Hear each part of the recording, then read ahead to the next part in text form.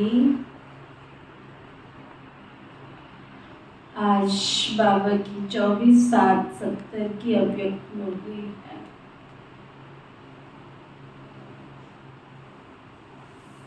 बिंदु रूप की स्तुति सहज कैसे बने।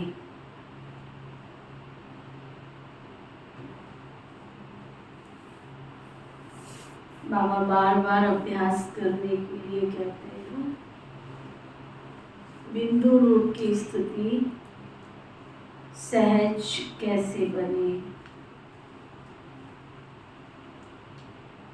सभी जिस स्थिति में अभी बैठे हैं उसको कौन सी स्थिति कहेंगे।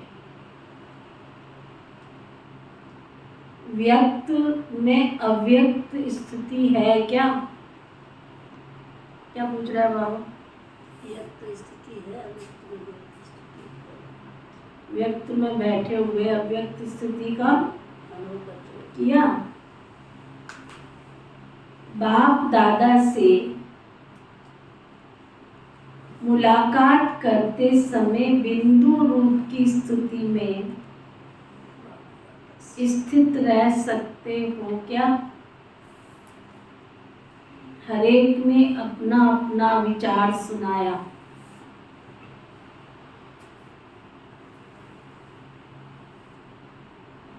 बिंदु रूप की स्थिति विशेष किस समय बनती है? जब एकांत में बैठते हो तब, या चलते फिरते भी हो सकती है।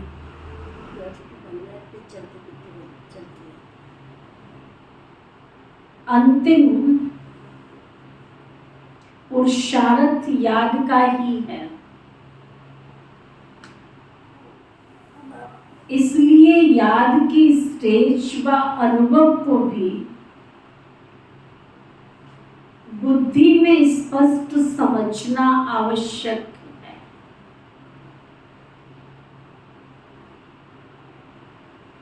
बिंदु रूप की स्थिति क्या है और अव्यक्त स्थिति क्या है? दोनों का अनुभव क्या क्या है? बाबा पूछ रहे हैं। क्योंकि नाम दो कहते हैं तो जरूर दोनों के अनुभव में भी तो अंतर होगा ना। अव्यक्त भी कहते हैं, व्यक्त भी कहते हैं। जब दो नाम है तो अंतर भी जरूर होगा। चलते फिरते बिंदु रूप की स्थिति इस समय कम भी नहीं है, तो बाबा कहते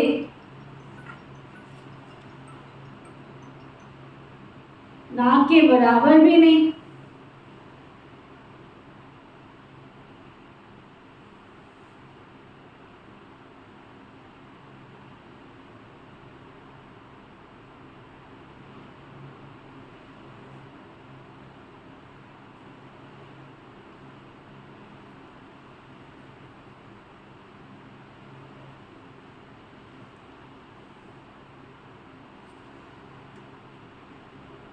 इसका भी अभ्यास करना चाहिए।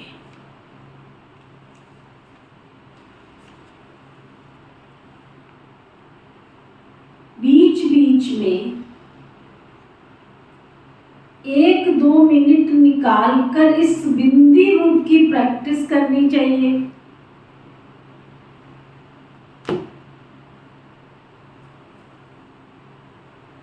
जैसे जब कोई ऐसा दिन होता है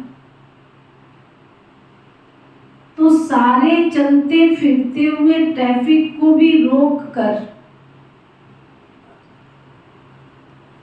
3 मिनट साइलेंस की प्रैक्टिस कराते हैं ना। मधुबन में बाबा ने नियम बनाया, दादी प्रकाश मुनि जी, 1-1 घंटे में शांति की शक्ति का गीत बजता है ना,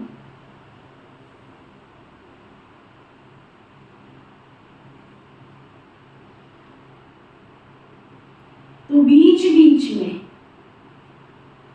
1-2 मिनट भी निकाल कर इस बिंदी रूप की प्रैक्टिस करनी चाहिए। करते हो? बसा दूं।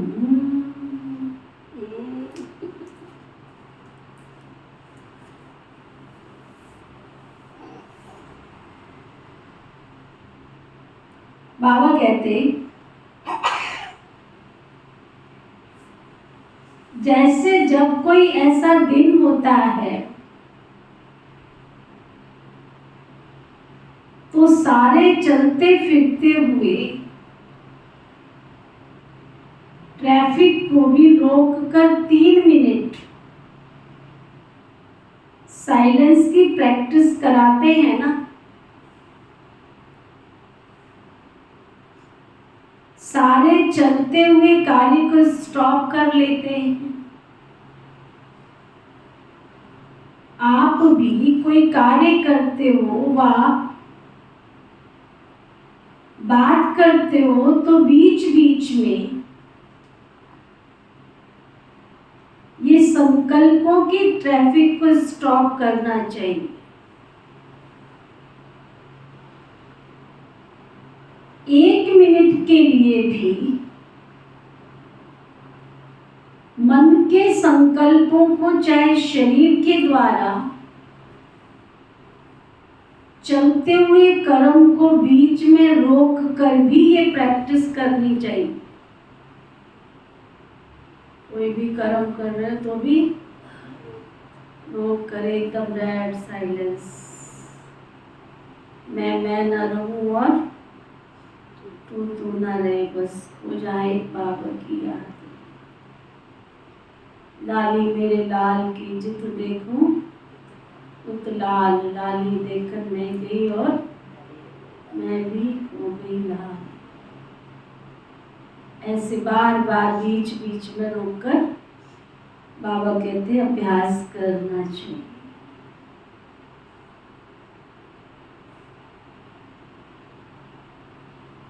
अगर ये प्रैक्टिस नहीं करेंगे तो बिंदु रूप की पावरफुल स्टेज कैसे और कब ला सकेंगे? इसलिए ये अभ्यास करना बहुत आवश्यक है।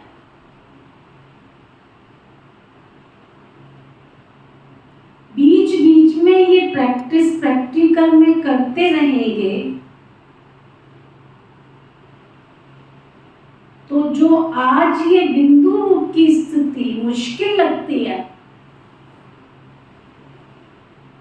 वह ऐसे सरल हो जाएगी जैसे अभी मेजॉरिटी को अव्यक्त स्थिति सहज लगती।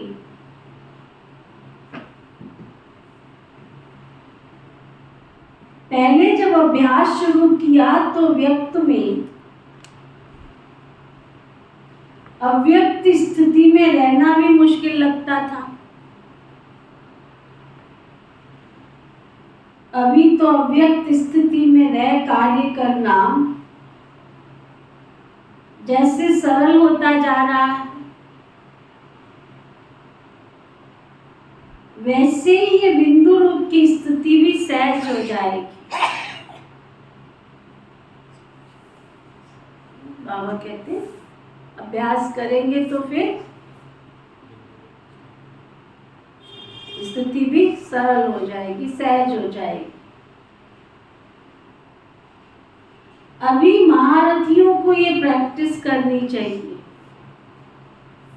समझा? फरिश्ता रूप की स्थिति और अव्यक्त स्थिति जिसकी सदा काल रहती है वह बिंदु रूप स्थिति में भी सहज रह सकेंगे। तो दम दम दम दम करने वाले में सारा दिन बार बार अभ्यास करेंगे फरिश्ता स्वरूप का, अव्यक्त स्वरूप का, तब हमारी तीसरी स्टेज है बिंदु रूप स्थिति की। अब 24 घंटे में हम चेक करें कितना फरिश्ता बनते हैं और कितना अव्यक्त बनते हैं। पहली स्टेज है ब्राह्मण आत्मा, दूसरी स्टेज है फरिश्ता स्वरूप स्थिति और तीसरी स्टेज है अव्यक्त स्थिति और चौथी स्टेज है बिंदु स्वरूप स्थिति। अगर अव्यक्त स्थिति नहीं तो बिंदु रूप स्थिति होना भी मुश्किल, इसलिए अभी इसका भी अभ्यास शुरू करो। शुरू में अव्यक्त स्थिति का अभ्यास करने के लिए कितना एकांत में बैठ अपना व्यक्तिगत पुरुषार्थ करते थे, लिखते थे, लिख लिख के अभ्यास करते थे, बैठते थे, अभ्यास करते थे। आप लिख लिख के भी अभ्यास किया करो। वैसे ही इस फाइनल स्टेज का भी पुरुषार्थ बीच बीच में समय निकाल कर करना चाहिए।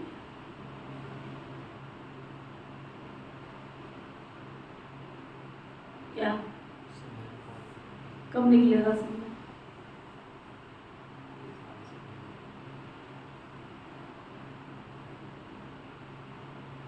ये फाइनल स्थिति, ये है फाइनल सिद्धि की स्थिति। इस स्थिति को पहुंचने के लिए एक बात का विशेष ध्यान रखना पड़ेगा। आजकल वह गवर्नमेंट कौन सी स्कीम बनाती है, उनके प्लान्स भी सफल तब होते हैं जब पहले ये लक्ष्य रखते हैं कि सभी बातों में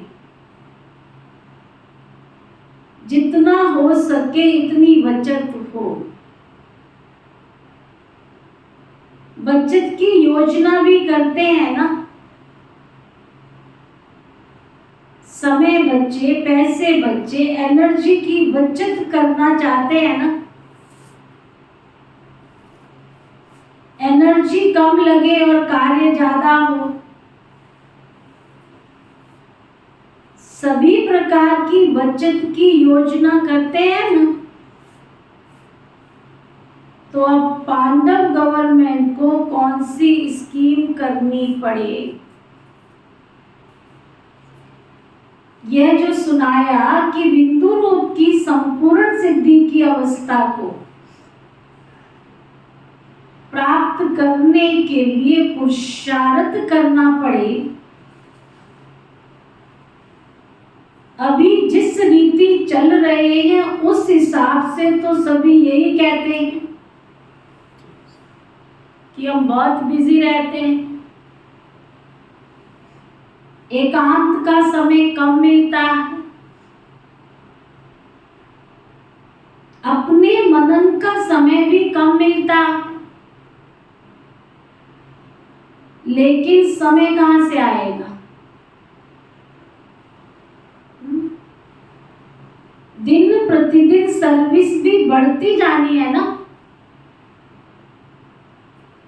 और समस्याएं भी बढ़ती जानी।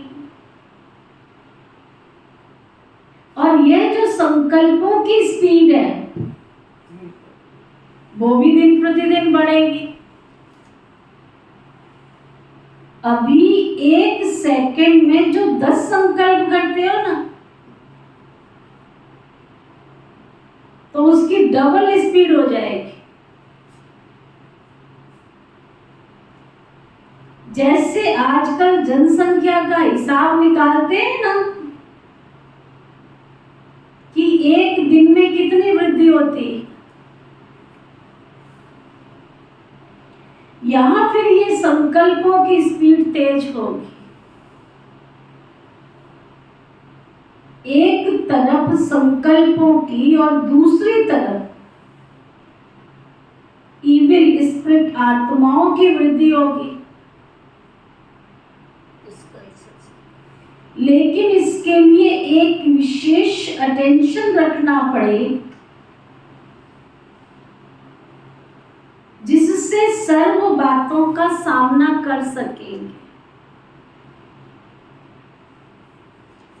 वह यह है कि जो भी बात होती है ना, जिससे सर्व बातों का सामना कर सकेंगे, जो भी बात होती है उसको स्पष्ट समझने के लिए दो शब्द याद रखना। एक है अंतर और दूसरा है मंतर। जो भी बात होती है उसका अंतर करो कि ये यथार्थ है या अयथार्थ है।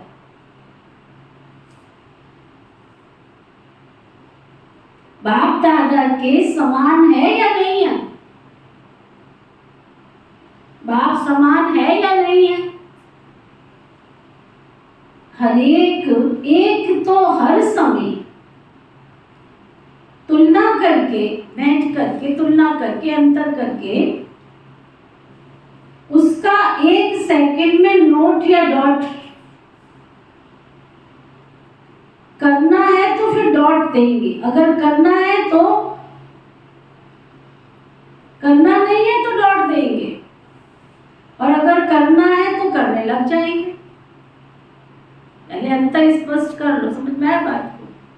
कोई भी सामने बात आई है उस बात को पहले तुलना करो, ये बाप के समान है या नहीं है।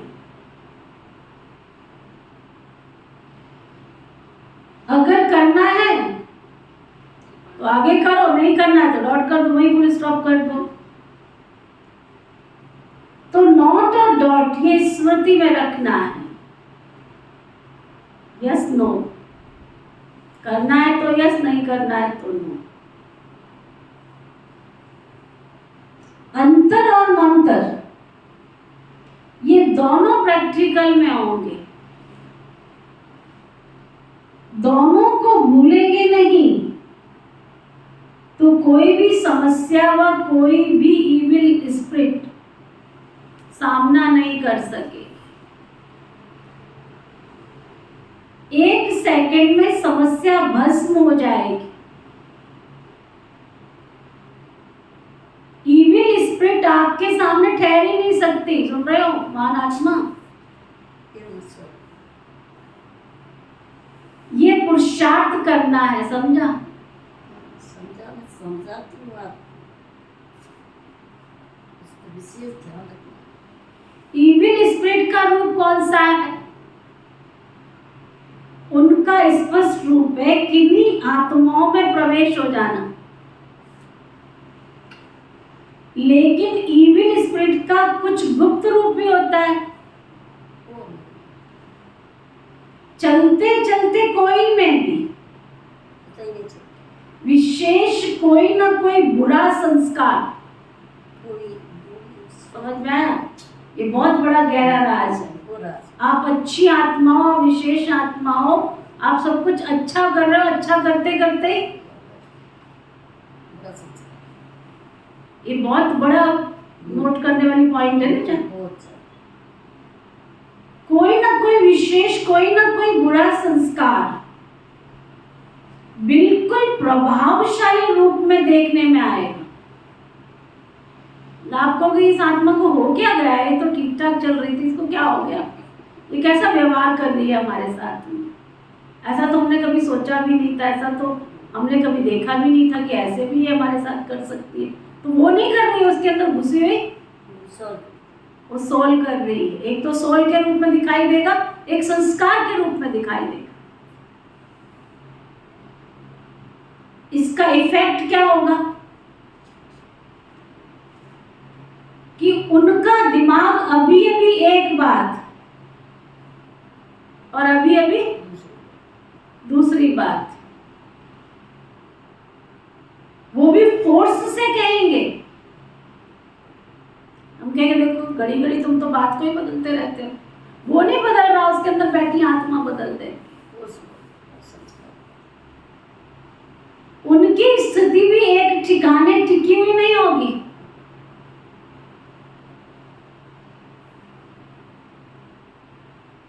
वो अपने को भी परेशान करते हैं और दूसरों को भी परेशान करेंगे। स्पष्ट रूप में जो इविल स्पिरिट आती है ना, उसको परख कर और उससे किनारा कर ना सहज है। सामने वाले में भूत घुस गया दिख रहा है, उससे फेस करना वो तो सहज है, बाबा कहते हैं। लेकिन आप लोगों के सामने स्पष्ट रूप में कम आएगी, गुप्त रूप में बहुत आएगी। जो ब्राह्मणों के संस्कार टकरा रहे हैं, ये क्या है? आपस में एक दूसरे की बात को हम स्वीकार नहीं कर पा रहे, ये क्या है? बनी बनाई बात को बिगाड़ना, ये क्या है? बनी बनाई सेवा को बिगाड़ना, ये क्या है? है ना? तो बाबा कहते हैं बहुत बड़ा गहरा राज है कि एक सामने वाला व्यक्ति बिल्कुल ठीक ठाक चल रहा है और जब कोई ऐसा अच्छी सेवा आई और उसका रूप ही बदल गया, इसका मतलब वो थोड़ा ही बदला है, उसके अंदर वो आत्मा घुस के उस रूप को बदल रही है ना। तो बाबा क्या कह रहे हैं? गुप्त रूप में बहुत आएगी, जिसको आप लोग साधारण शब्दों में कहते हो कि पता नहीं, उनका दिमाग कुछ पागल सा लगता है। लेकिन उस समय उसमें ये इविल अर्थात बुरे संस्कार का फोर्स होता है। इतना होता है बाबा बता रहे हैं, जो इविल स्पिरिट के समान ही होती है। जैसे वो बहुत तंग करते हैं ना, ऐसे वो भी बहुत तंग करते हैं। ये बहुत होने वाला है, बाबा कहते हैं। इसलिए सुनाया कि अभी समय की बचत, संकल्पों की बचत, अपनी शक्ति की बचत, ये योजना बनाकर बीच बीच में उस बिंदी रूप की स्थिति को बढ़ाओ। जितना बिंदी रूप की स्थिति होगी, उतना कोई भी इविल स्पिरिट व इविल संस्कार का फोर्स आप लोगों पर वार नहीं करेगा। सुना? आत्मिक स्थिति होगी तो वार नहीं करेगा, और आप लोगों का शक्ति रूपी उन्हों को मुक्त करेगा। आप अपने कॉन्शियस में रहेंगे, वो तो आएंगे आपको भटकाने, आपको भटकाने, आपको परेशान करने, लेकिन आप अपने कॉन्शियस में, वो सॉल कॉन्शियसनेस कह लो या परमात्मा की याद में कह लो या बिंदु रूप स्थिति में कह लो। तो बाबा कहते ये भी सर्विस करनी, इविल स्पिरिट को भी मुक्त करना है, क्योंकि अभी अंत के समय का भी तो अंत है ना। तो इविल स्पिरिट व इविल संस्कारों को भी अति में जाकर फिर उन्हों का अंत होगा। किचड़ा सारा बाहर निकलकर भस्म हो जाएगा। इसलिए उन्हों का सामना करने के लिए अगर अपनी समस्याओं से मुक्त नहीं हुए होंगे, तो इन समस्याओं से कैसे सामना कर सकेंगे? इसलिए कहते हैं बचत की स्कीम बनाओ और प्रैक्टिकल में लाओ, तब अपना और सर्व आत्माओं का बचाव कर सकेंगे। सिर्फ भाषण करने व समझाने की सर्विस नहीं, अब तो सर्विस का रूप भी बड़ा सूक्ष्म होता जाएगा। इसलिए अपने सूक्ष्म स्वरूप की स्थिति को भी बढ़ाओ। सभी प्रत्यक्ष होकर फिर प्रायलोप होना है। प्रायलोप होने के पहले प्रत्यक्ष हो, फिर प्रायलोप होंगे ना।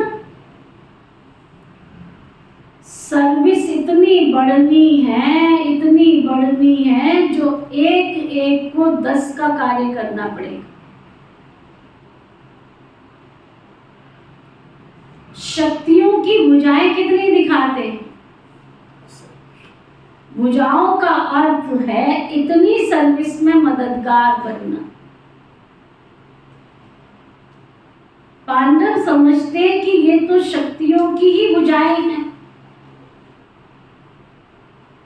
पांडवों को फिर क्या दिखाया है मालूम है?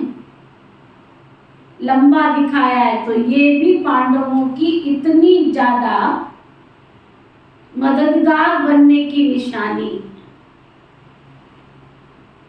लंबा शरीर नहीं, लेकिन बुद्धि लंबी। इन्हों का आगे दौड़ना, शक्तियों को आगे दौड़ाना है। शक्तियों को आगे रखना, यही इनकी दौड़ की निशानी है। समझा? तो आज की बाबा की मुरली में विशेष अंडरलाइन करने वाली बातें कौन सी हुई? नंबर 1, व्यक्त में रहते हुए भी हमें अव्यक्त स्थिति का अनुभव कहाँ तक होता है वो हमने चेक करना है।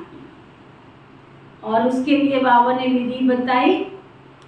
बीच बीच में सारा दिन हर घंटे में रुक रुक के साइलेंस की स्थिति में स्थित होकर बिंदु रूप का अभ्यास बढ़ाना है। संकल्पों को स्टॉप करने का अभ्यास करना है। फिर बाबा ने बताया, पहली है फरिश्ता स्वरूप स्थिति और दूसरी है अव्यक्त स्थिति और तीसरी है बिंदु स्वरूप स्थिति। पहले फरिश्ता स्वरूप का अभ्यास किया होगा तो अव्यक्त स्थिति बनेगी, और अव्यक्त स्थिति का अभ्यास किया होगा तो बिंदु रूप स्थिति में स्थित हो सकेंगे। तो बाबा ने कहा बिंदु स्वरूप स्थिति में स्थित होंगे, ये है संपूर्ण सिद्धि प्राप्त करने वाली स्थिति। बाबा ने एक उदाहरण दिया कि दुनिया में जनसंख्या की वृद्धि को देख रहे हैं हम, ऐसे ही आने वाले समय में संकल्पों की स्पीड भी 1 की 10 गुना हो जाएगी। क्या, क्यों, कैसे? फास्ट गति से। तो पहले से ही संकल्पों की गति पर अभ्यास किया होगा, कम सोचने की आदत डाली होगी, तो हम उन परिस्थितियों पर, जिसको बाबा कहते हैं धीरे बोलो धीरे, लेकिन कम सोचो, ये भी हमें अटेंशन देना है। सोचना भी कम है, जितनी ज़रूरत है उतना सोचना है। अगर ये आदत नहीं डाली होगी तो बाबा ने इशारा दिया कि इविल स्पिरिट्स का, इविल सोल का वार बढ़ने वाला है। तो इविल वार का बाबा ने उदाहरण दिया 2 तरह से। एक तो हमें दिखता है कि सामने वाले में भूत प्रवेश कर गया है, इविल सोल प्रवेश कर गई है। दूसरा बाबा ने कहा कि संस्कारों के रूप में भी दिखाई देगा। अच्छा भला व्यक्ति चल रहा है और उसके संस्कारों में अगर कोई परिवर्तन आ रहा है तो समझ लो कि इसके अंदर इविल सोल का अटैक हो गया है।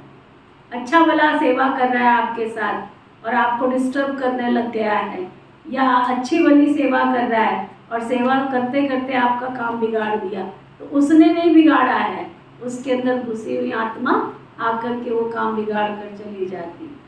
तो ये चीज़ भी हमें समझनी है समय के साथ। समझ रही हो? जैसे हम कहते हैं ना, देखो ना इसको क्या हो गया है, अच्छा भला कर रहा था और इसने देखो अच्छा पता नहीं क्या बोल के चला गया। तो कभी ऐसे बोलता भी नहीं है, कभी हमने सोचा ही नहीं कि ये ऐसे भी बोल सकता है, लेकिन देखो ना ये कितने कड़वे। तो वो नहीं बोल के गया, उसके अंदर घुसी हुई आत्मा वो बुलवा देती है। तो ये भी हमें अटेंशन देना है, सीखना है। ये बाबा ने आज हमें बताया कि तुलनात्मक यथार्थ और अयथार्थ बात को हमें अच्छी तरह से समझना है। तो कैसे समझेंगे? अब ये तो बाबा ने क्या बता दिया कि इस इविल सोल आएगी या संस्कार, तो समझेंगे कैसे? कि अगर कोई भी व्यक्ति बाप समान कर्म नहीं कर रहा है तो समझ लो कि उसके अंदर इविल सोल है, और बाप समान कर्तव्य है तो समझो कि वो ठीक कर रहा है, तो इविल सोल नहीं है। तो बाबा ने कहा कि इविल सोल की क्या निशानी होगी, वो खुद भी परेशान होंगे और दूसरों को भी अपने स्वभाव संस्कार से परेशान करते रहेंगे। तो बाबा ने कहा इससे बचने के लिए क्या करना है, हमें अपने संकल्पों में बहुत ठहराव लेके आना है, संकल्पों की गति को स्लो करना है।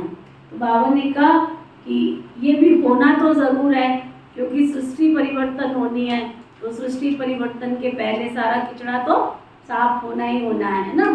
तो बाबा ने कहा कि सिर्फ भाषण नहीं करना है, लेकिन सूक्ष्म रूप से इन शक्तियों को भी हमें अपने अंदर बढ़ाना है। तो बाबा ने उदाहरण दिया कि इतनी सेवा बढ़नी है जो एक एक व्यक्ति को 10-10 आत्माओं का कार्य करना पड़ेगा। क्या समझ में आया? है ना, पांडवों को लंबा दिखाते हैं और शक्तियों को भुजाएं दिखाते हैं। तो लंबा निशानी उनकी बुद्धि की निशानी, कि उनके द्वारा बाबा बहुत अच्छी सेवा कराएगा। ओके, ओम शांति शांति शांति।